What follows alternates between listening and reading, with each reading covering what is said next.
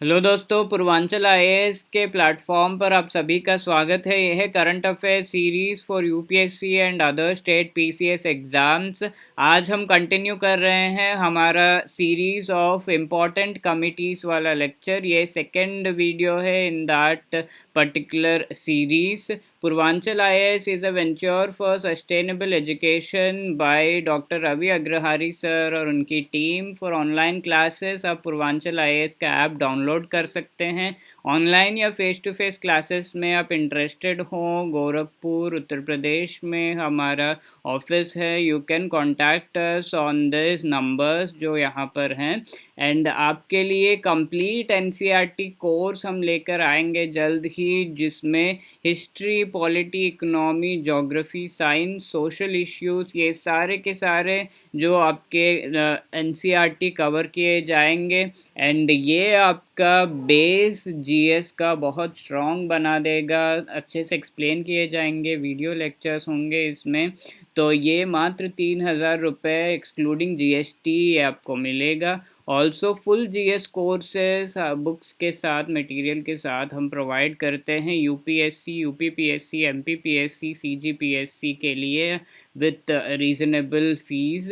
Okay, और modules आपको मिल जाएंगे subject wise: science and tech, environment, science and tech plus environment, polity and governance, geography, disaster management, history, art and culture, economy, ethics, social issues and social justice, internal security and international relations. ये सारे modules eight reasonable prices आपको मिलेंगे। सो अगर आप interested हैं तो उन numbers पर आप कॉल कर सकते हैं। तो जो टॉपिक्स आज हम डिस्कस करेंगे वो है जया जेटली कमेटी। रिसेंटली ये न्यूज़ में था, तो ये क्यों न्यूज़ में था, इस तरह की कमेटी बनाने की ज़रूरत क्या है, क्या इश्यूज़ हैं जो हम इसमें डिस्कस कर रहे हैं, एंड सारा कंक्लूजन, वे फॉरवर्ड क्या है इस इश्यू का, वो हम डिस्कस करेंगे in this session. So Jaya Jaitley committee जून में बनाई गई थी। गवर्नमेंट ने 10 मेंबर पैनल है ये इसे बनाया था जया जेटली जी के चेयरमैनशिप के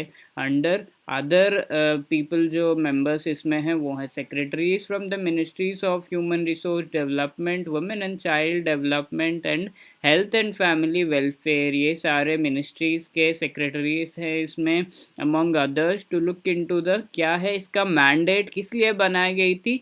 as of a girl entering motherhood, इस पर्टिकुलर थिंग से रिलेटेड रिकमेंडेशंस देने के लिए बनाई गई थी।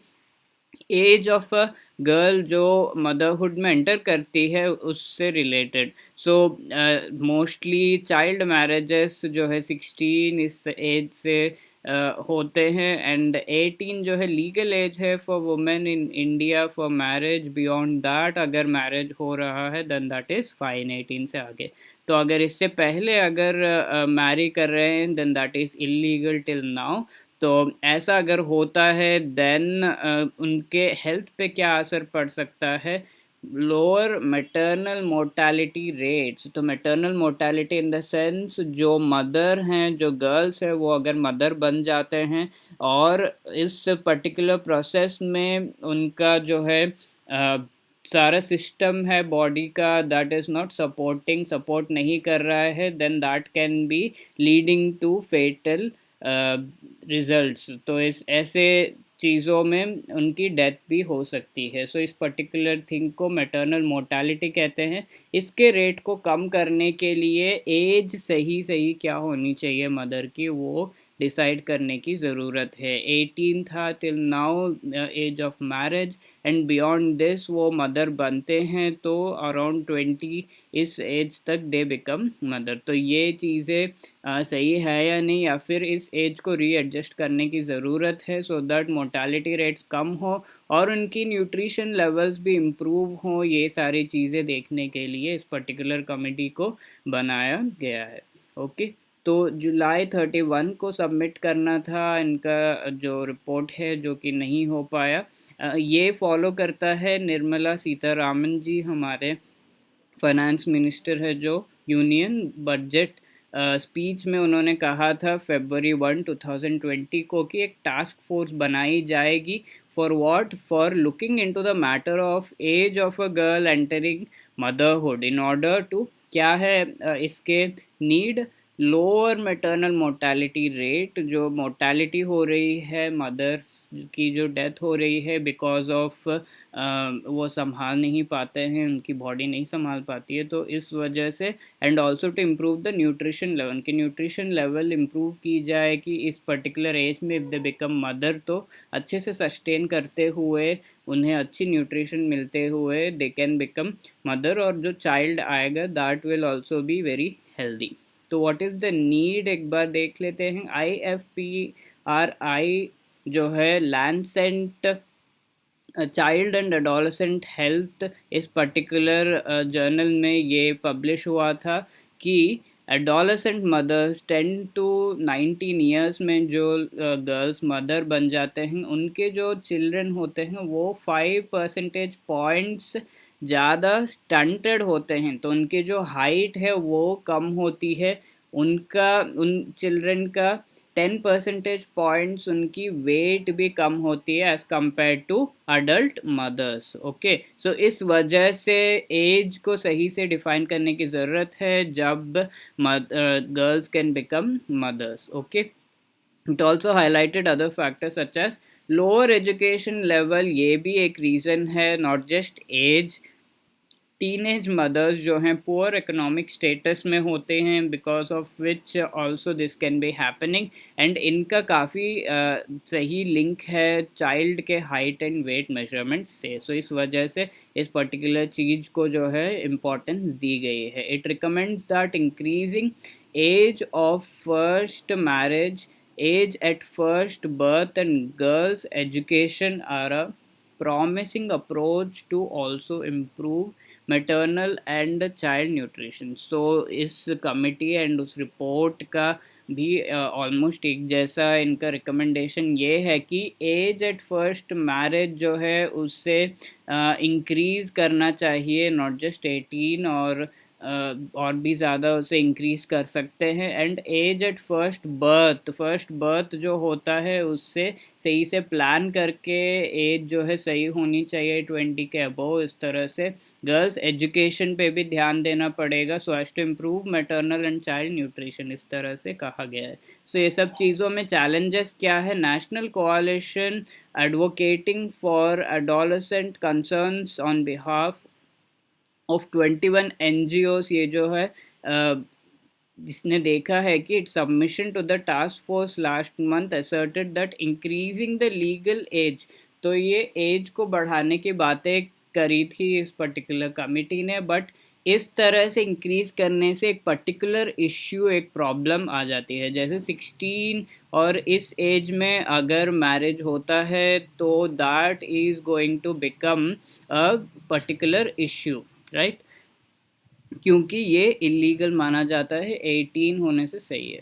तो अगर अभी हम एज बढ़ा देंगे, लेट्स से 20 कर देंगे, तो इससे पहले जो भी मैरिज होते हैं, पहले तो ओनली इतना पार्ट इलीगल था, अभी इससे पहले जो भी मैरिजेस होंगे ये सारे एज ग्रुप वाले इलीगल मैरिज कहलाएंगे। तो नंबर ऑफ़ इलीगल मैरिजेस को ही बढ़ाएगा ये, एंड लिटिगेशन बढ़ाएगा, कोर्ट के केसेस बढ़ाएगा, ये सारी चीज़ें ये कह रहा है ये पर्टिकुलर कोalition जो है इस जेटली कमिटी के जो रिकमेंडेशंस है उससे रिलेटेड। ओके, और क्या चैलेंजेस है इसमें? Prohibition of child marriage act 2006 instead of curbing child marriages has only played as a weapon।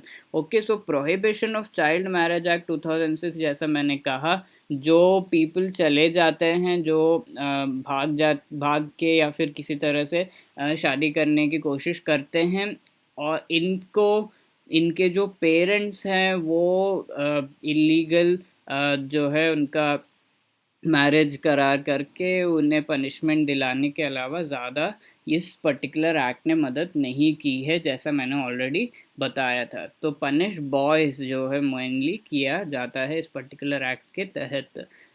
और it is also seen that there is a higher risk of gene mutation. तो actually क्या होता है, अगर इस as को बहुत ज़्यादा बढ़ा दिया जाए 18 एंड देन लेट्स से 25-26 कर दिया जाए इस एज को, तो जो मदर्स हैं कई बार इमीडिएटली होता है या फिर कई बार 35 एज तक वो मदर बनेंगे जो गर्ल्स हैं, तो तो उस पर्टिकुलर थिंग में क्या अर्ली एजेस में अगर मदर बनते हैं तो जो जेनेटिक डिसीजेस हैं उन्हें होने का खतरा कम रहता है चाइल्ड के लिए। लेटर ऑन ये खतरा बहुत ज़्यादा बढ़ जाता है, जीन म्यूटेशन जो है वो उसका चांसेस बढ़ जाता है, and because of which Turner syndrome type के नाम के जो जेनेटिक डिसीजेस हैं उनके होने का खतरा बढ़ जाता है इस पर्टिकुलर एज के बहुत ज़्यादा बढ़ाने से। तो मॉडरेटली उसे रखना चाहिए एज को। तो इसका क्या सुझाव है या फिर सॉल्यूशंस क्या है? However activist appealed that the issue must be addressed by empowering girls को एम्पावर करना चाहिए, ना कि एज बढ़ाना कम करने की ज़रूरत है। पॉवर्टी से निकालो उन्हें, लैक ऑफ सेफ्टी जो है उन्हें उसे हटाओ, ये सारी चीज़ों पे ज़्यादा ध्यान देना चाहिए, ऐसा कहा जा रहा है। Transformative well resourced measures that increase girls access to education and health facilities, इसके एक्सेस को बढ़ाने की ज़रूरत है, ऐसा कहा जा रहा है। Positive health and education outcomes होंगे तो उनकी हेल्थ भी सही रहेगी। Awareness about safe sex and access to reproductive health information उनके पास होनी चाहिए, सेफ सेक्स क्या होता है वो पता होना चाहिए। इम्प्रूविंग एक्सेस टू एजुकेशन, जैसा हमने डिस्कस किया, not just improving access, also retaining girls in the education system is important, इस तरह से कहा जा रहा है। Also new national education policy जो है ये भी इस पर्टिकुलर चीज़ पे 2020 का ये भी इस चीज़ पर बहुत ज़्यादा ध्यान दे रहा है कि किस तरह से रिटेन किया जाए girls, not only girls, also students को in the education system, so that they are able to transition from elementary to secondary education, और उनके एजुकेशन सही होगी, उन्हें अपॉर्चुनिटीज़ मिलेंगी, देन उनका जो है status health as well as economic वो सही रहेगा, इस तरह से कहा जा रहा है।